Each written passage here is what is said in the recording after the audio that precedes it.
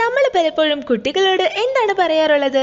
എല്ലാവരും പറയുന്നത് അനുസരിക്കണം, കേൾക്കണം എന്നൊക്കെയല്ലേ?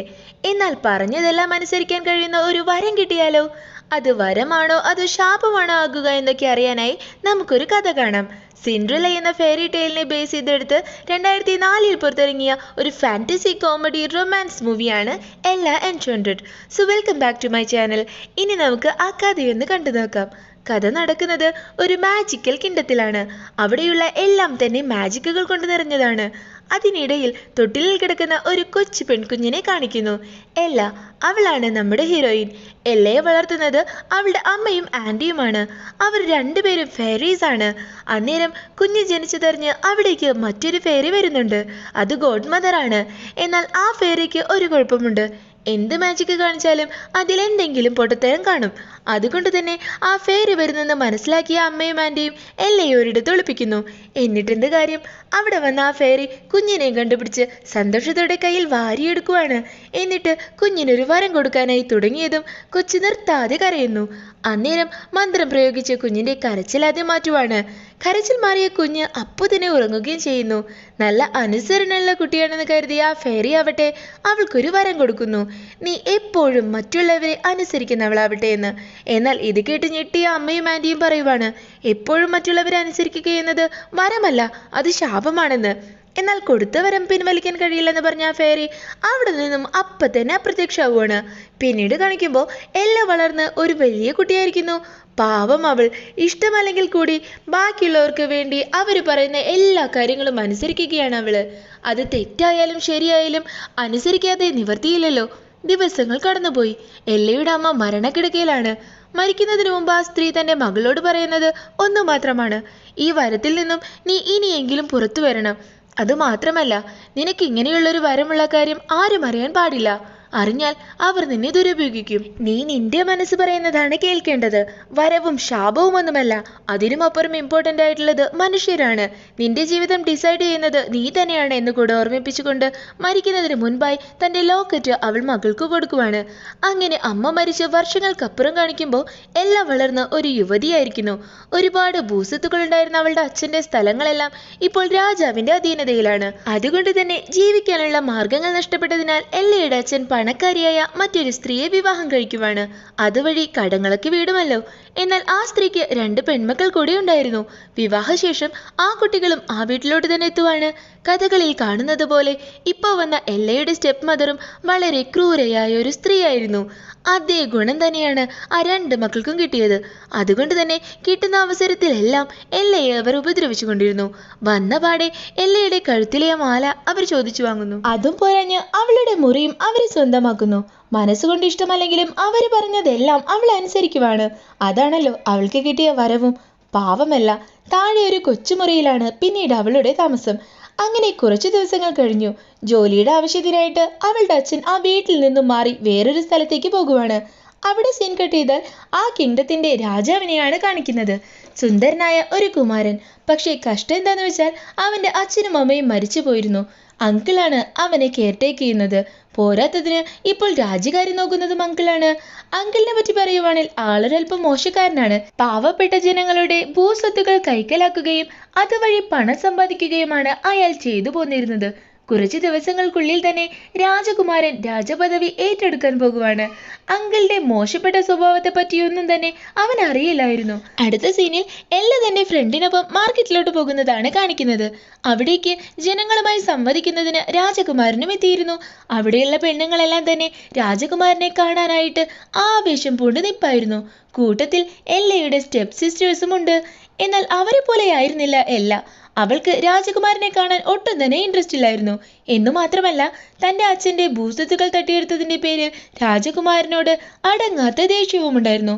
അതുകൊണ്ട് തന്നെ അവൾ മാത്രം അക്കൂട്ടത്തിൽ നിന്ന് രാജകുമാരനെതിരെ മുദ്രാവാക്യം വിളിക്കുവാണ്. ഇതും കണ്ടുകൊണ്ടാണ് രാജകുമാരൻ അവിടേക്ക് വരുന്നത്. ദേഷ്യം തോന്നുന്നതിന് പകരം എന്തുകൊണ്ടോ കണ്ടപാടെ അവന് എല്ലയെ നന്നായി ഇഷ്ടമാകുന്നു. ലവ് അറ്റ് ഫസ്റ്റ് സൈറ്റ് എന്നൊക്കെ പറയും പോലെ. കാരണം അവനെ ഭ്രാന്തമായി ആഗ്രഹിക്കുന്ന ആളുകൾക്കിടയിൽ അവനെതിരെ സംസാരിക്കുന്ന അവളുടെ ധൈര്യത്തെ അവനേറെ ഇഷ്ടമാകുന്നു. എല്ലയെ കണ്ട സ്റ്റെപ്പ് സിസ്റ്റേഴ്സ് ആവട്ടെ അവളെ വഴക്ക് പറഞ്ഞ് തിരിച്ച് വീട്ടിലേക്ക് അയക്കുവാണ്. അതും അനുസരിച്ചല്ലേ പറ്റൂ അവൾക്ക്. അതുകൊണ്ട് തന്നെ അവൾ തിരികെ വീട്ടിലോട്ട് പോകുന്നു. അന്നേരം തന്നെ സ്പീച്ചൊക്കെ കഴിഞ്ഞ് പ്രിൻസും തിരികെ മടങ്ങാൻ തുടങ്ങുവാണ്. എന്നാൽ ആരാധകരായ പെൺപിള്ളേരുടെ ആവേശം കാരണം അവൻ അവിടെ നിന്നും ഓടി അടുത്തുള്ള കാട്ടിലേക്ക് കടക്കുവാണ്. പുറകെ തന്നെ ആ പെൺപിള്ളേരുണ്ട്. ആ കാട്ടിലൂടെ തന്നെയായിരുന്നു എല്ലയും മടങ്ങുന്നത്. ആ വഴി ഓടി വന്ന രാജകുമാരൻ ഓട്ടത്തിനിടയിൽ അവളെ തട്ടിയിടുന്നു. അവൾ എന്തെങ്കിലും ശബ്ദമുണ്ടാക്കുന്നതിന് മുൻപേ തന്നെ അവളുടെ വായ പൊത്തി അവൻ ഒരിടത്ത് മറിഞ്ഞു നിൽക്കുവാണ്. കുറച്ചു ടൈം കഴിഞ്ഞ് പുറകെ വന്ന കൂട്ടം വേറെ വഴിയിലൂടെ പോകുവാണ്. എന്നാൽ കാര്യമൊന്നും അറിയാത്ത എല്ലയാവട്ടെ എന്താ കാണിക്കുന്നതെന്നും പറഞ്ഞ് അവിടെ നിന്നും തിരിഞ്ഞു നടക്കുന്നു. ഇവൾക്കെന്താ എന്നോട് ഇത്ര ദേഷ്യമെന്ന് കരുതിയ ഹീറോ അവളുടെ പുറകെ പോയി ചോദിക്കുവാണ്. എന്നാൽ അവൾക്കാണെങ്കിൽ ദേഷ്യം കാരണം അവനോട് മിണ്ടാൻ പോലും ഇൻട്രസ്റ്റ് ഇല്ല. എത്ര ചോദിച്ചിട്ടും പറയാതെ വന്നപ്പോൾ അവൻ ഉറക്കെ എല്ലയോട് അവിടെ നിൽക്ക് എന്ന് ആജ്ഞാപിക്കുവാണ്. വരം കാരണം അവൾ അറിയാതെ തന്നെ നിന്നു പോകുന്നു. അന്നേരം ഒരു കുതിരവണ്ടി വളരെ വേഗത്തിൽ അവൾക്ക് നേരെ വരുന്നുണ്ട്. പക്ഷെ വരം കാരണം തന്നെ നിന്ന സ്ഥലത്ത് നിന്ന് മാറാനായിട്ട് അവൾക്ക് കഴിയുന്നില്ല. ഇത് കണ്ട കുമാരൻ ചാടി വീണ് അവളെ സൈഡിലോട്ട് തള്ളി മാറ്റി അവളെ രക്ഷിക്കുവാണ്. രക്ഷിച്ചതിന് ഒരു താങ്ക്സ് പറയാന്ന് വിചാരിച്ചാൽ അവൾ എന്തെങ്കിലും പറയുന്നതിന് മുന്നേ തന്നെ അവളുടെ സ്റ്റെപ്പ് സിസ്റ്റേഴ്സ് രണ്ടാളും അവിടെ എത്തുവാണ്. അനിയത്തിയെയും കൂട്ടി വേഗം വീട്ടിൽ പോവാനായിട്ട് മൂത്ത സിസ്റ്റർ എല്ലയോട് ആജ്ഞാപിക്കുന്നു. അതുകൊണ്ട് തന്നെ അതും അനുസരിച്ചുകൊണ്ട് എല്ല അവിടുന്ന് പോകുവാണ്. പിന്നെ നടന്നത് സോളോ പെർഫോമൻസ് ആണ്. ആ മൂത്ത സിസ്റ്റർ പ്രിൻസിനെ കണ്ട് എങ്ങനെയെങ്കിലും ഇംപ്രസ് ചെയ്യാനായി സംസാരിക്കാനായിട്ട് തുടങ്ങുന്നു. എന്നാൽ ഇത് ഒട്ടും ഇഷ്ടമില്ലാതിരുന്ന പ്രിൻസ് ആവട്ടെ പെട്ടെന്ന് തന്നെ അവിടുന്ന് ഓടി രക്ഷപ്പെടുവാണ്. ഇത് പക്ഷെ അവളെ കൂടുതൽ ദേഷ്യത്തിലാക്കുന്നു. അന്നേരമാണ് മറ്റൊരു കാര്യം അവൾ നോട്ടീസ് ചെയ്തത്. രണ്ടാനമ്മയുടെ മകളായിട്ടും എല്ലാം എന്തായിരിക്കും ഞങ്ങൾ പറഞ്ഞതൊക്കെ ഇങ്ങനെ അനുസരിക്കുന്നതെന്ന്. അതറിയാനായി നെക്സ്റ്റ് ഡേ ആ സിസ്റ്റർ എല്ലയോട് ഒരു കടയിൽ നിന്നും ഒരു ഷൂ മോഷ്ടിക്കാനായിട്ട് പറയുന്നു. അവൾ അത് പരമാവധി വേണ്ടെന്ന് പറഞ്ഞെങ്കിലും ആ സിസ്റ്റർ അത് കേൾക്കാതെ അവളോട് കമാൻഡ് ചെയ്യുന്നത് പോലെ ഷൂ മോഷ്ടിക്കുകയെന്ന് പറയുവാണ്. ഞൊടിയിടയിൽ പറഞ്ഞ പോലെ എല്ല അത് അതുപോലെ ചെയ്തു കൊടുക്കുന്നു. ഇത് കണ്ട് ആക്രാന്തം മൂത്ത രണ്ട് സഹോദരിമാരും ഒരുപാട് സാധനങ്ങൾ എല്ലയെ കൊണ്ട് മോഷ്ടിപ്പിക്കുവാണ്. പാവമല്ല കഷ്ടകാലത്തിന് ഒരു സോൾജിയർ അവളെ മോഷ്ടിക്കുന്നത് കണ്ട് ഓടിക്കുവാണ്. ഓടി ഓടി പോകുന്നതിനിടയിൽ ആ സോൾജിയർ ആവട്ടെ സ്റ്റോപ്പ് എന്ന് പറയുന്നതും അവൾ അങ്ങനെ തന്നെ സ്റ്റോപ്പ് ആകുവാണ്. അത് കണ്ട് അയാൾ മന്ദം വിടുന്നു. പാവമല്ല ആ സോൾജിയർ അവളെ കയ്യോടെ പിടിച്ച് ഹാൻഡ് കഫ് ഇട്ട് നേരെ ജയിലിലിടുവാണ്. എങ്ങനെയൊക്കെയോ സ്റ്റെപ്പ് മദർ അവിടെ വന്ന് അവളെ റിലീസ് ആക്കുന്നു. അതേസമയം തന്നെ ആ സ്റ്റെപ്പ് സിസ്റ്റേഴ്സ് രണ്ടാളും ഒരേ ഹാപ്പിയാണ്. അവൾ എല്ലാം പറയുന്നതൊക്കെ കേൾക്കുന്നുണ്ടല്ലോ. അന്നേരം വീട്ടിലെത്തിയ പാടെ സ്റ്റെപ്പ് മദർ ആണെങ്കിൽ അവളെ ഒത്തിരി വഴക്ക് പറയുന്നുണ്ട്. സത്യം പറയാനായി അവൾ തുടങ്ങിയതും അവളുടെ ചെവിയുടെ അടുത്ത് വന്ന സിസ്റ്റർ ആവട്ടെ അവളോട് ഷൂ കെട്ടടിപ്പിച്ചത് നിന്റെ സ്വന്തം ബെസ്റ്റ് ഫ്രണ്ട് ആണെന്ന് പറയാനായിട്ട് പറയുന്നു. പാവമല്ല അവൾക്ക് അതും പറയേണ്ടി വരുവാണ്. അന്നേരം അവളെ കാണാനായിട്ട് ആ ബെസ്റ്റി വീട്ടിലോട്ട് വരുവാണ്. എന്നാൽ സ്റ്റെപ്പ് മദർ എല്ലയോട് ഈ ഫ്രണ്ട്ഷിപ്പ് ഇവിടെ വെച്ച് അവസാനിപ്പിക്കണമെന്ന് പറയുന്നു. നിവർത്തിയില്ലാതെ തകർന്ന ഹൃദയത്തോടെ കരഞ്ഞുകൊണ്ട് അവൾ തന്റെ ഫ്രണ്ടിനോട് എല്ലാം അവസാനിപ്പിക്കണമെന്ന് പറയുവാണ്. ആ രാത്രി അവൾക്ക് ഉറങ്ങാനേ കഴിഞ്ഞില്ല. അന്നേരം അവിടേക്ക് അവളുടെ ആന്റി വരുവാണ്. നിനക്ക് ഈ വരത്തിൽ നിന്നൊരു മോചനം നേടാൻ ഒറ്റ വഴിയേ ഉള്ളൂ. ഈ വരം തന്ന ഫെയറിയെ കണ്ടുപിടിക്കണം. അത് അവർക്ക് പിൻവലിക്കാനാകൂ. ഇത് കേട്ട എല്ല ഒത്തിരി വറീഡാകുന്നു. ഇത്രയും വലിയ വേൾഡിൽ എവിടെ നിന്ന് എങ്ങനെ ഞാൻ അവരെ കണ്ടെത്തും? അന്നേരം ആന്റി ഒരു വലിയ ബുക്ക് എടുത്ത് അവൾക്ക് കൊടുക്കുവാണ്. ഇത് എന്ത് ബുക്കാണെന്ന് ആശ്ചര്യത്തോടെ ചോദിച്ചാൽ അതാ ബുക്കിൽ ഒരു പയ്യന്റെ തല കാണുന്നു. അന്നേരമാണ് പറയുന്നത് കുറച്ചു കാലം മുമ്പ് ഒരു മന്ത്രം തെറ്റായി പ്രയോഗിച്ചപ്പോൾ തന്റെ ഫ്രണ്ട് തന്നെ ഒരു ബുക്കായി മാറിയതാണെന്ന്. ആ ഫെയറിയെ കണ്ടെത്താൻ ഈ പുസ്തകത്തിന് സാധിക്കുമെന്ന് പറയുവാണ്. പെട്ടെന്ന് തന്നെ ആ ബുക്ക് ഫ്രണ്ടിന്റെ ഓരോ പേജുകളായി മറിഞ്ഞ് മറിഞ്ഞ് അവസാനം ഒരിടത്ത് ആ ഫെയറി ഇപ്പോൾ ഉള്ളത് ജയന്റ് വാലി എന്നൊരു സ്ഥലത്താണെന്ന് കണ്ടെത്തുകയും ചെയ്യുന്നു. അന്ന് രാത്രി തന്നെ ആന്റിയുടെ ഹെൽപ്പോടെ എല്ലാ ബുക്കുമായി ആ വീട്ടിൽ നിന്നും പോകുവാണ് ആ ഫെയറിയെ തേടി.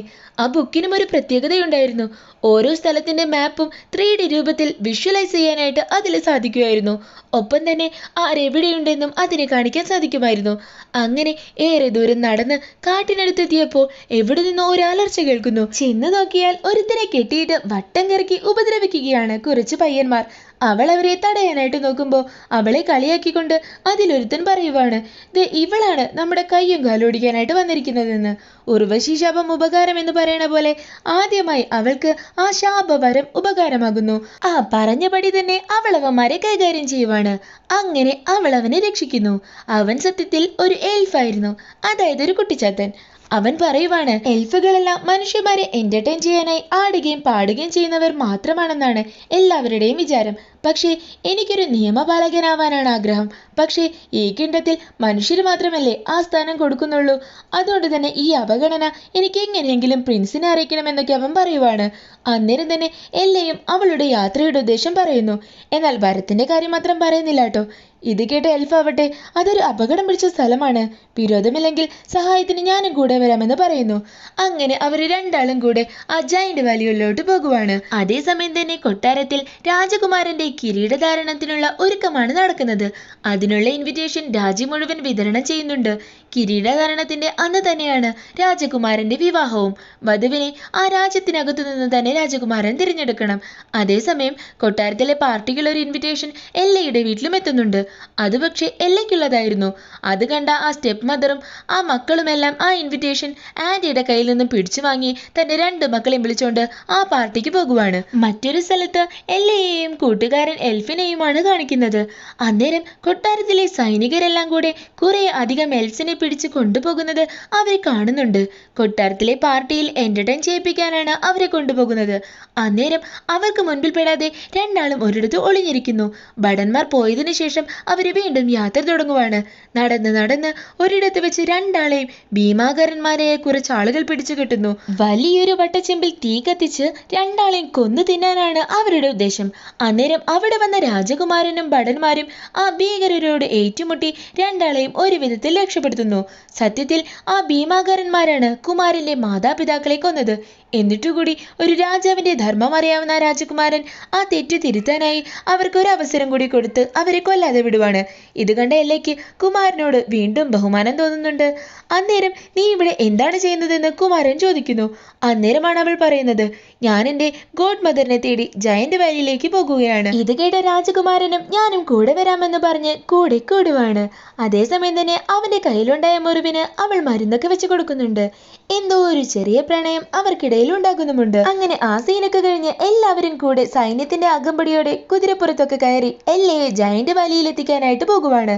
അന്നേരം കിട്ടിയ ആ അവസരം മുതലാക്കി എൽഫ് ആവട്ടെ രാജകുമാരനോട് സംസാരിക്കുന്നുണ്ട്. സത്യത്തിൽ എനിക്കൊരു കൊട്ടാരം നിയമപാലകനാകാനാണ് ആഗ്രഹം. പക്ഷെ കുറെ റൂൾസ് കാരണം അതിന് സാധിക്കുന്നില്ല. മനുഷ്യർക്ക് അതിന് അനുവാദമുള്ളൂ.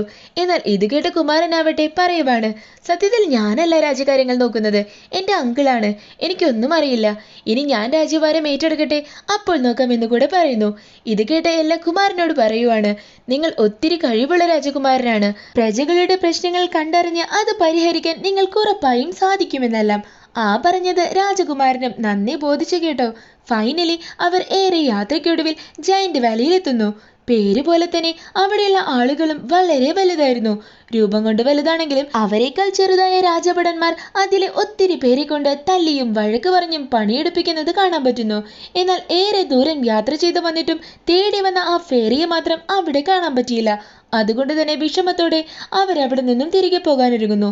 എന്നാൽ അന്ന് ജയന്റ് വാലിയിൽ ഒരു ഉത്സവം നടക്കുവാണ്. പ്രിൻസിന് അവിടെ ആ ദിവസം നിൽക്കുകയും വേണം. അങ്ങനെ പ്രിൻസിന്റെ നിർബന്ധം കാരണം ആ ദിവസം എല്ലാവരും അവിടെ തന്നെ കൂടാൻ തീരുമാനിക്കുന്നു. എല്ലാം പറഞ്ഞതുപോലെ രാജകുമാരൻ അവിടെയുള്ള ജയൻസിന്റെ പ്രശ്നങ്ങളെല്ലാം കേട്ടറിഞ്ഞ് സൊല്യൂഷൻസും പറഞ്ഞു കൊടുക്കുന്നു. ഇത് കാരണം എല്ലയും ഒരുപാട് സന്തോഷിക്കുന്നുണ്ട്. അവരങ്ങനെ ഒരുപാട് അടുക്കുന്നു. എല്ലയും പ്രിൻസിനെ ഇഷ്ടപ്പെട്ടു തുടങ്ങുവാണ്. അന്നേരം എല്ല താൻ ഇവിടെ വന്നിട്ടും ഗോഡ് മദറിനെ കാണാൻ കഴിഞ്ഞില്ലല്ലോ എന്ന് പറയുമ്പോൾ അതിനൊരു വഴിയുണ്ടെന്ന് രാജകുമാരനും പറയുന്നു.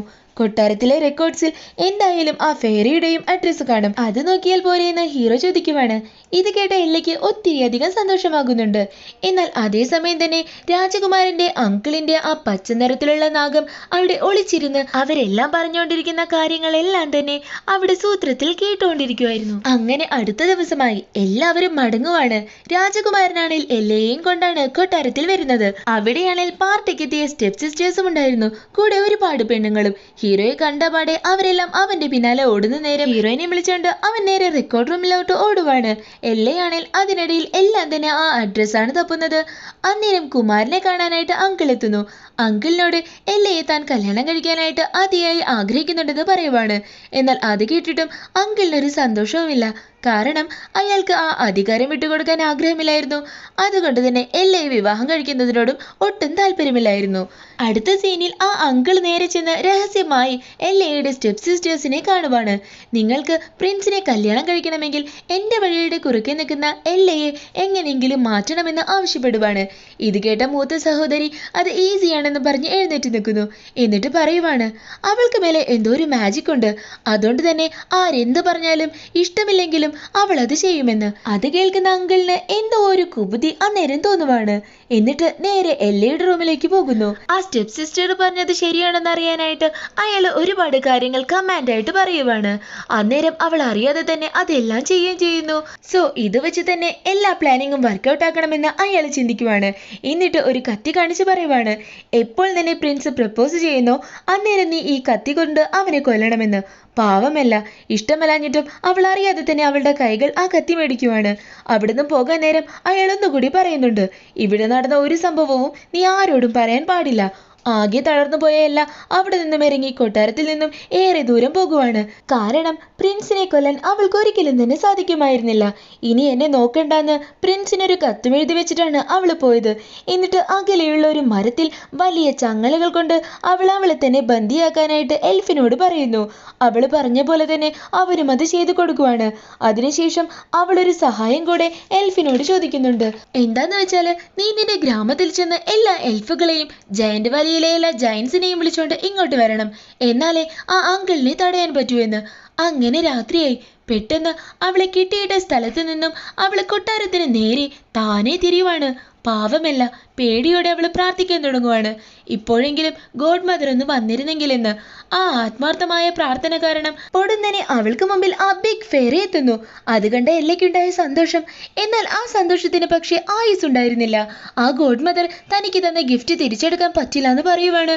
അതുകൂടാതെ തന്നെ തന്റെ മന്ത്രം ഉപയോഗിച്ച് ആ ചങ്ങലകൾ അറുത്ത് അവൾക്കൊരു വൈറ്റ് ഗൗണും അതിനനുസരിച്ചുള്ള മേക്കപ്പും മന്ത്രത്തിലൂടെ നൽകി നിർബന്ധിച്ച് ആ കൊട്ടാരത്തിലേക്ക് തള്ളിവിടുവാണ്. അതേസമയം കൊട്ടാരത്തിനകത്ത് രാജകുമാരൻ എല്ലയുടെ സ്റ്റെപ്പ് സിസ്റ്ററുമായി ഒട്ടും താല്പര്യമില്ലാതെ തന്നെ ഡാൻസ് ചെയ്യുവാണ്. അന്നേരമാണ് എല്ലയുടെ എൻട്രി. അവളെ കണ്ട പ്രിൻസിന് ഒത്തിരി സന്തോഷമാകുന്നുണ്ട്. അന്നേരം അവളോടൊപ്പം ഡാൻസ് ചെയ്യുന്നു. അന്നേരം തന്നെ എനിക്ക് നിന്നെ ഒരുപാട് ഇഷ്ടമാണ്, പക്ഷെ നീ എന്നെ പ്രപ്പോസ് ചെയ്യരുതെന്ന് അവൾ അവനോട് കെഞ്ചിക്കൊണ്ട് പറയുവാണ്. എന്നാൽ ആ പറഞ്ഞതൊന്നും വകവയ്ക്കാതിരുന്ന പ്രിൻസ് ആവട്ടെ അവന്റെ അമ്മയെ അച്ഛൻ പ്രപ്പോസ് ചെയ്തിരുന്ന ഒരു കണ്ണാടി റൂമിനകത്തോട്ട് അവളെ കൊണ്ടുപോകുന്നു. എന്നാൽ ഇഷ്ടമല്ലാഞ്ഞും അങ്കിള് കൊടുത്ത ആ മൂർച്ചയുള്ള കത്തി അവളുടെ കൈയുടെ പുറകിൽ തന്നെ ഒളിപ്പിച്ചു വെച്ചിട്ടുണ്ടായിരുന്നു. ഹീറോ ഹഗ് ചെയ്ത നേരം ആ കത്തി അവനെ കുത്താനായിട്ട് ഓങ്ങുന്നു. എന്നാൽ അവൾക്കതിന് സാധിക്കുന്നില്ല. അന്നേരം അവൾക്ക് തന്റെ അമ്മ മരണക്കിടകയിൽ പറഞ്ഞ ആ വാക്കുകളെല്ലാം ഓർമ്മ വരുവാണ്. മനുഷ്യനേക്കാൾ വലുതല്ല ഒരു വരവും ഒരു ശാപവും. നീ നിന്റെ മനസ്സ് പറയുന്നതാണ് കേൾക്കേണ്ടത്. കാരണം ശരിയായ മാർഗം നിനക്ക് കാണിച്ചു തരിക നിന്റെ മനസ്സ് തന്നെയാണെന്ന്. ആ വാക്കുകളുടെ ബലത്തിൽ അങ്ങനെ എല്ലാം തന്റെ കയ്യിലെ കത്തി താഴെയിടുവാണ്. എന്നാൽ അന്നേരം തന്നെ കണ്ണാടി മുറിയിലെ മിററിലെ റിഫ്ലക്ഷനിൽ രാജകുമാരൻ കത്തി പിടിച്ചു നിൽക്കുന്ന എല്ലയെ നേരത്തെ തന്നെ കണ്ടിരുന്നു. അന്നേരം പ്ലാന് ഫ്ലോപ്പായി അത് മനസ്സിലാക്കിയ അങ്കിൾ ആവട്ടെ അവിടെ വന്ന് കുമാരനെ കുത്താൻ നോക്കിയെന്നും പറഞ്ഞ് അവളെ പിടിച്ച് തടവരയിലാക്കുവാണ്. പാവ രാജകുമാരൻ. അന്നേരം ഒന്നും ചെയ്യാനാവാതെ അവൻ നിസ്സഹായനായി തന്നെ നോക്കി നിൽക്കുവാണ്. എന്നാൽ അതേസമയം തന്നെ എൽഫ് അവിടേക്ക് അവൾ പറഞ്ഞ പോലെ തന്നെ എല്ലാവരെയും കൂട്ടി വന്നിട്ടുണ്ടായിരുന്നു. അവരെല്ലാം ചേർന്ന് എല്ലയെ തടവറയിൽ നിന്നും രക്ഷിക്കുന്നു. അന്നേരം എല്ലയാവട്ടെ ആ മാജിക് ബുക്കിന്റെ ഹെൽപ്പോടെ അങ്കിളുടെ നെക്സ്റ്റ് പ്ലാൻ എന്താണെന്ന് മനസ്സിലാക്കുവാണ്. രാജകുമാരൻ അണിയാനുള്ള കിരീടത്തിൽ അയാൾ ഒരു പ്രത്യേക തരം വിഷം നിറയ്ക്കുന്നു. അത് രാജകുമാരൻ അണിയുന്ന നിമിഷം അവൻ പാരലൈസ് ആവും. ഇത് കണ്ട എല്ലാവരെയും കൂട്ടി സദസ്സിലേക്ക് ഓടിയെത്തുന്നു. കിരീടം അണിയാൻ ഇനി സെക്കൻഡുകൾ ബാക്കി നിൽക്കെ അവൾ അങ്കിൾ ചെയ്ത കാര്യങ്ങളൊക്കെ ഉറക്കെ വിളിച്ചു പറഞ്ഞ് മുന്നോട്ട് വരുവാണ്. അവളെ കണ്ട കുമാരൻ അവൾക്കരികിൽ ഓടിയെത്തുന്നു. അന്നേരം അങ്കിൾ വളർത്തുന്ന ആ ഘോര വിഷമുള്ള പാമ്പ് കുമാരനെ കടിക്കാനായി പതിയെ അടുത്തു വരുവാണ്. അത് കണ്ട എല്ലയാവട്ടെ അതിനെ തട്ടിത്തെറിപ്പിച്ച് വീണ്ടും പ്രിൻസിനെ രക്ഷപ്പെടുത്തുന്നു. എന്നാൽ തന്റെ പ്ലാൻസ് എല്ലാം തകർന്ന അങ്കിൾ കോപാകുലനായി ഉറക്കെ വിളിച്ചു പറയുവാണ്, ഞാനാണ് പ്രിൻസിന്റെ അച്ഛനെയും അമ്മയും കൊന്നത്, ജനങ്ങളുടെ ഭൂസ്വത്തുകൾ തട്ടിയെടുത്തതും. കാരണം ഞാനാണ് രാജാവ്, ഈ കിങ്ഡത്തിന്റെ ഒരേയൊരു രാജാവ് എന്ന് പറഞ്ഞ് വിഷം ചേർത്തത് ഓർക്കാതെ തന്നെ ആ കിരീടം എടുത്തണിയുന്നു. എന്നാൽ ഒരു ആവേശത്തിൽ ഓർക്കാതെ ചെയ്ത ഈ പ്രവൃത്തി അയാൾക്ക് തന്നെ വിനയാകുവാണ്. ഞൊടിയിടയിൽ അയാൾ തളർന്നു വീഴുന്നു. ഇതെല്ലാം കണ്ടോണ്ടിരുന്ന എല്ലയുടെ സ്റ്റെപ്പ് സിസ്റ്റർ ആവട്ടെ ഇപ്പൊ ശരിയാക്കി തരാന്ന് പറഞ്ഞ് എല്ലയെ അനുസരിപ്പിക്കാനായി ഒരു ഓർഡർ ഇടുവാണ്. എന്നാൽ എല്ലയ്ക്ക് യാതൊരുവിധ മാറ്റവുമില്ല. അവൾ അടുത്ത് ചെന്ന് ആ സ്റ്റെപ്പ് സിസ്റ്ററിനോട് പറയുവാണ്, ഇനി നിങ്ങൾ പറയുന്നത് അനുസരിക്കേണ്ട ആവശ്യം എനിക്കില്ല. കാരണം ഞാൻ ആ ശാപത്തെ തകർത്ത് എപ്പോഴേ മോചിതയായിരിക്കുന്നു എന്ന്. അങ്ങനെ വളരെ ഹാപ്പിയായി എല്ലയും ആ രാജകുമാരനും ഒന്നിക്കുവാണ്. അവരുടെ കല്യാണത്തിന്റെ ആഘോഷങ്ങൾ മുഴങ്ങിക്കൊണ്ടിരിക്കുന്നത് കാണിച്ച് ആ നല്ല മൂവി അവിടെ അവസാനിക്കുന്നു.